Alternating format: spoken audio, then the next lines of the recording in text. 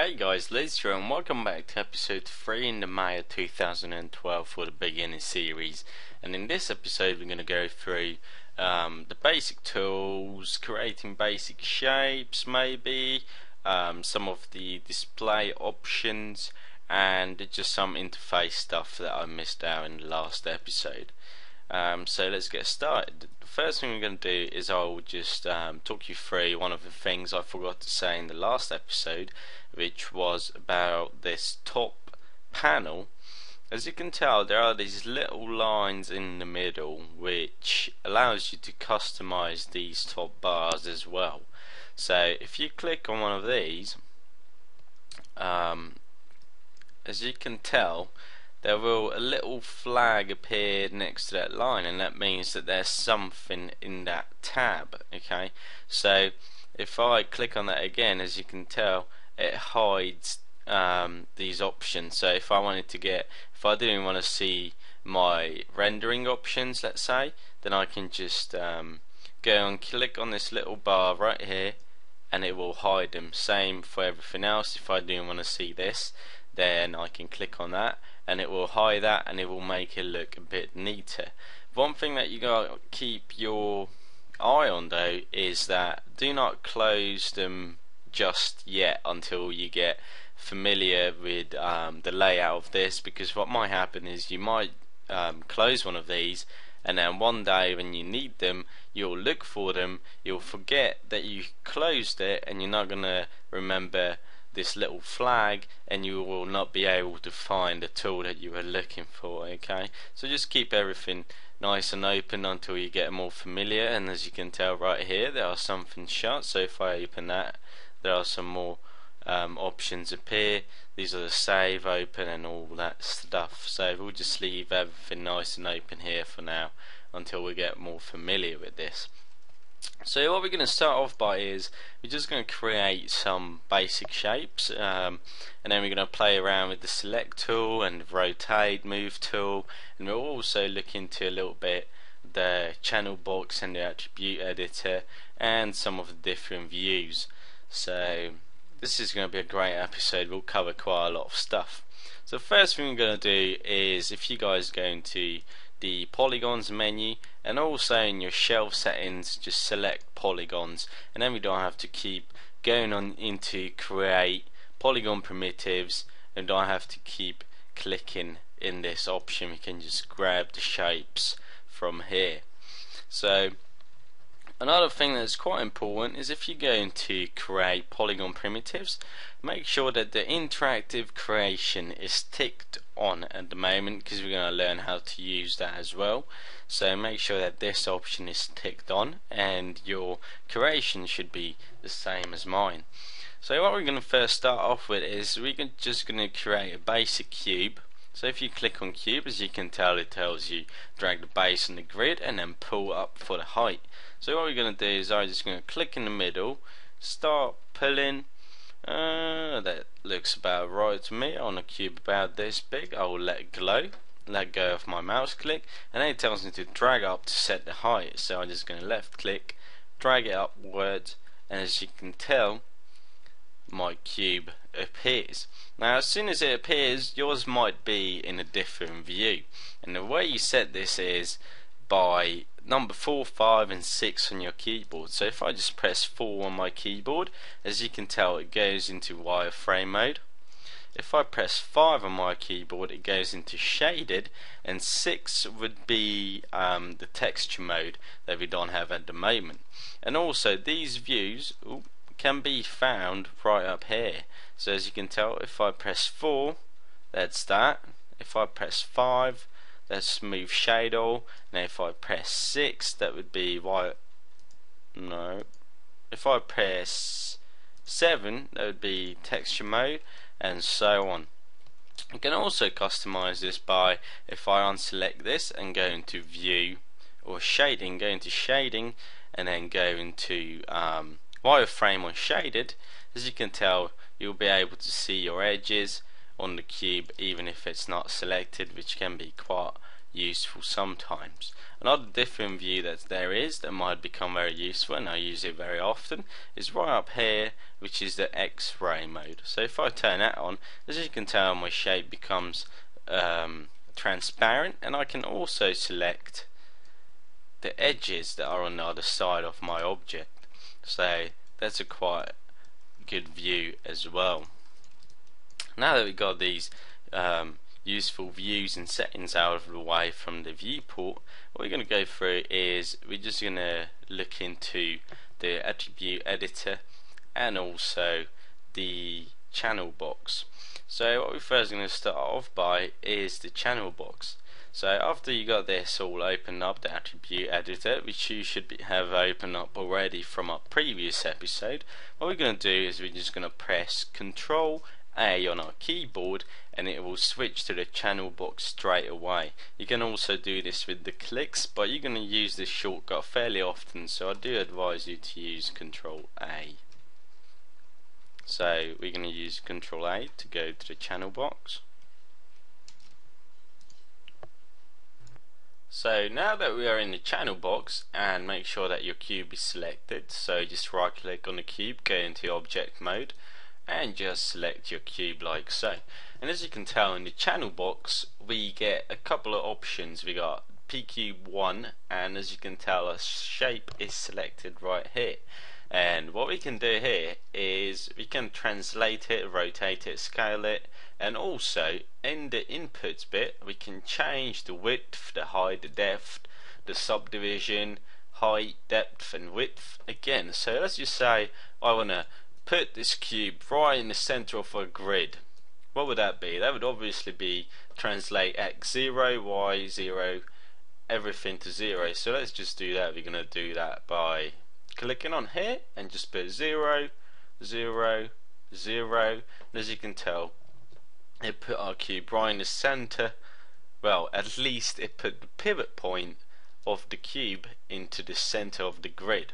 Now the next thing I was going to do is just increase the width, and you can do that by two ways. You can just type in a number here like so, or if you just click on the width here and then get onto your display screen, and if you hold down the middle mouse button and drag, you can change it in real time like so.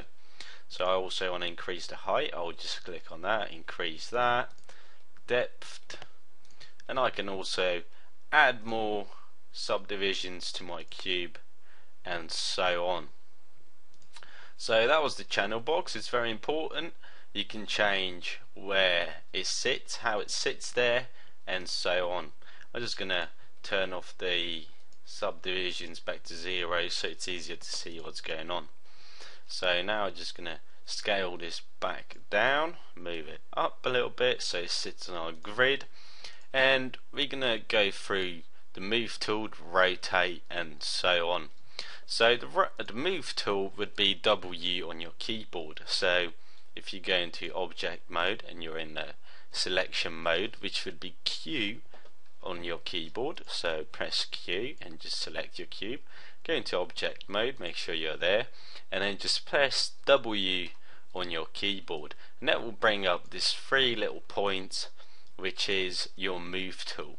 So you can move it around just by using different axes. So on the bottom left, as you can tell, it tells you which axis is which. So Y would be up and down, and that's the green one. Blue would be the Z, and the X would be the side if you look at it from this view. And as you can tell, in our channel box it changes where it sits in real time. So let's just center it again like so, and I'll just move it back up. Now the next thing we're going to go through is you can also move this by clicking on the middle. So if you click on the middle of the move tool, then you can move it both in depth, height, X, Y and Z, but I don't really recommend using that. I recommend using it by the points.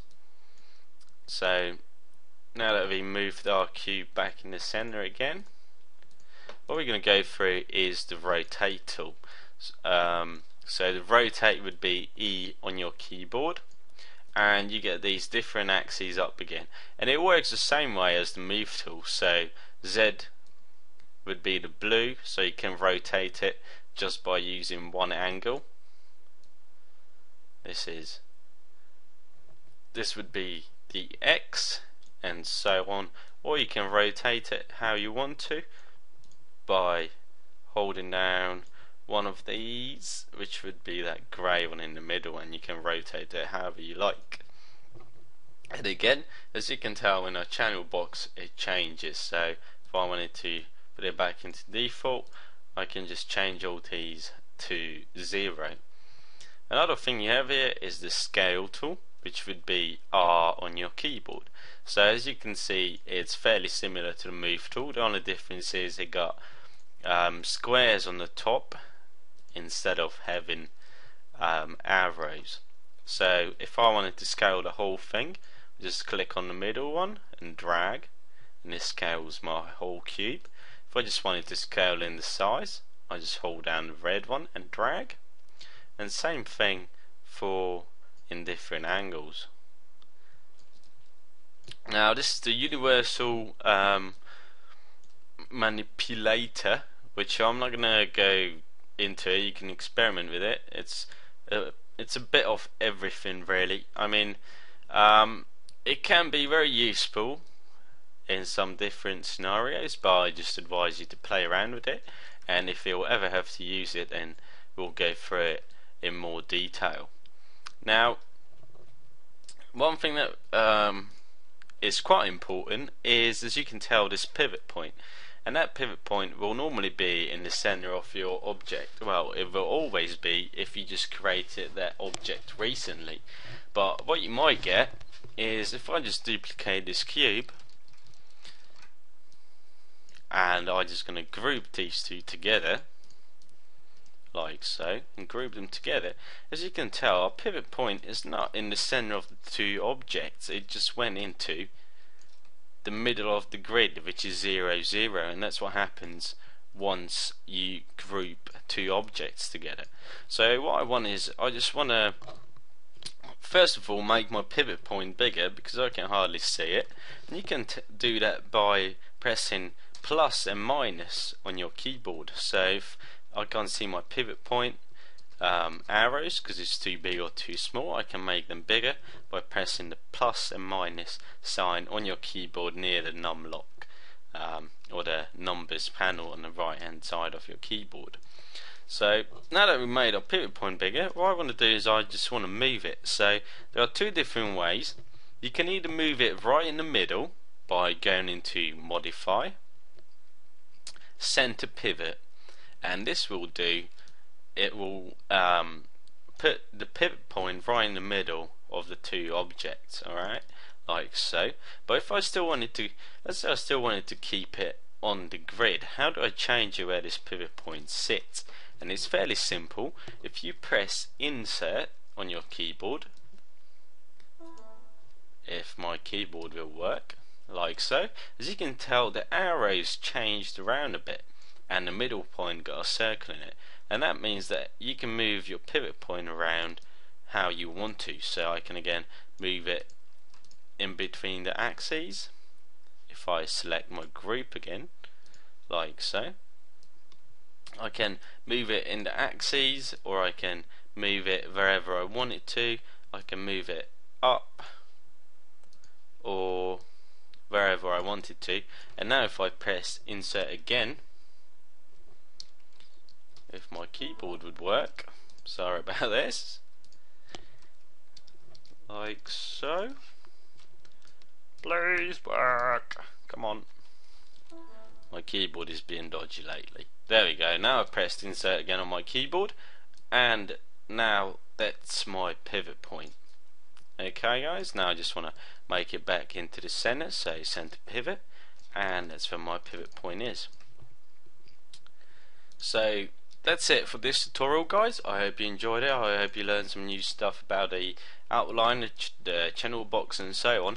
And lucky for you, in the next episode we're actually going to start making something, because now that we got most of this boring stuff out of the way, we're going to start creating things a fairly simple way. Alright, so catch you later guys.